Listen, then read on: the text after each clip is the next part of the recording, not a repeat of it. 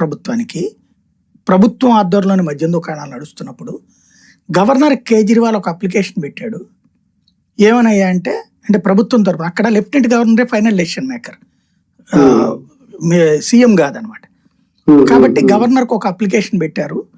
ఏమనయ్యా అంటే ఇట్లా ప్రభుత్వ మద్యం దుకాణాల వలన 2000 కోట్లే వస్తుంది, ఇది ఇంకో 1000 కోట్లు ఎక్కువ ఆదాయం వస్తుంది ప్రైవేట్ మద్యం దుకాణాలు పెడితే అని చెప్పారు.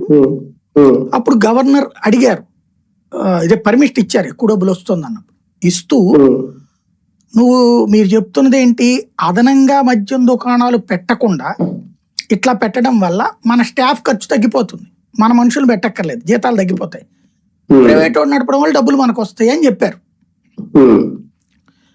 ప్రైవేట్ ఇంకొక షాపు అదనంగా పెట్టద్దు, మీరు అదనంగా ఇంకొక బారు పెట్టద్దు, దీన్ని ఇట్లాగే ఉంచి మీరు పెంచుతానన్నదే అంటున్నారు కదా, 1000 కోట్లు పెంచి చూపెట్టండి అని పర్మిషన్ ఇచ్చాడు ఆయన.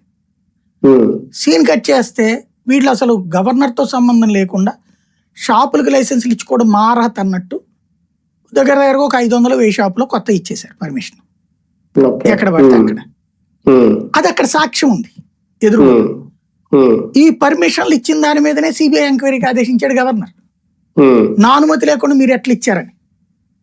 కేజ్రీవాల్ తరపున ఏం వాదించారు, ఆయన అనుమతి ఏంది, ఆయన ఏమి ముఖ్యమంత్రి కాదు కదా, అది ప్రభుత్వ నిర్ణయం అన్నాడు.